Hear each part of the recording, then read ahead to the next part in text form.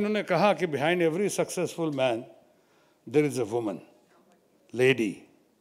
बहुत अच्छा कहा है, सही मामला है, सही बात है। लेकिन इन दिनों ये ज़माना कुछ मी टू का चल रहा है, और मी टू के ज़माने में, in the era of me too, अब तो ये कहने में ज़रा भी शर्म या संकोच नहीं है कि behind every successful man's fall also there is a woman. अच्छे खासे कामयाब मर्दों के ये नाकामयाबी या परेशानी या बदनामी के पीछे भी बहुत हद तक कई बार मीटू के ज़माने में मैं औरतों को ही देख रहा हूँ। इसलिए मैं अब ज़्यादा कुछ नहीं बोलूँगा, क्योंकि गनीमत है जिस छवि का इन्होंने जिक्र किया मेरे ध्रुव समानी ने, कि छवि अच्छी है। मैं वाकई अभी थोड़ा अपने आप को भाग्यशाली पा रहा हूँ कि आज के ज़माने में अभी तक तमाम हरकतें करने के बावजूद भी मेरा नाम अभी तक मी टू की श्रेणी में नहीं आया है।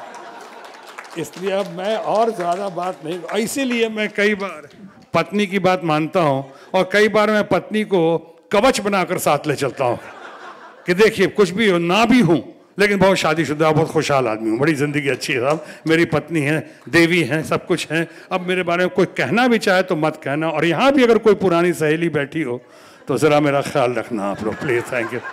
आज मैं ध्रुव समानी के पुस्तक विमोचन पे बहुत खुश हूँ और बहुत बहुत बधाई देता हूँ पुनः अपने ध्रुव समानी को और उनके परिवार को कि आज फिल्मों की यात्रा को या फिल्मों को जीवंत रूप में पेश करने का, जिस तरह से उसके इतिहास को जिस तरह से यथार्थ पे या ज़मीनी हकीकत पहुंचाने का एक निचोड़ के साथ जिस तरह से पेश किया है, मैं समझता हूँ बहुत काबिलियत, बहुत सराहनीय है, बहुत प्रशंसनीय है और बहुत ही अनुकरणीय है। और लोगों को भी सामने आना चाहिए। इनसे, इनकी जवानी से, इनके उत्साह से, इनके प्रस्तुतिकरण से लोगों को सीखना चाहिए कि कैसे हमेशा इस हालत में भी, शादीशुदा होने के बावजूद भी, कैसे इतनी मेहनत की और कैसे रातों में जाग कर और कुछ नहीं किया है, किताब लिखी है 3 दिन तक, रात रात भर जाग के ये क्या किया है, खामोश, पर जो किया है बहुत अच्छा किया है और हम बहुत आपकी तारीफ करते हैं। Thank you very much. जय महाराष्ट्र, जय Hind. This is Priyanka from Indian Express. Sir, you yourself mentioned about the Me Too movement. And today the times are when so many women are, finally have gathered the courage and have spoken against men who've sexually exploited them.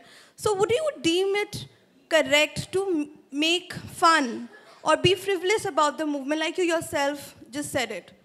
Don't take it otherwise. I know you are from Indian Express, and Indian Express, one of the magazines and one of the newspapers. Not only the Indian Express, I hold it in very high esteem, but I've been also very influenced and trained by the dawn of journalism, All India, late and great Mr. Goenka. I used to go there very often. And Nanaji Deshmukh used to take me to Mr. Goenka. So I just said, take it in the plain sense of humor, though I highly appreciate, I applaud the women who have, better late than never, have come forward. And with the courage and guts, I salute their courage and guts.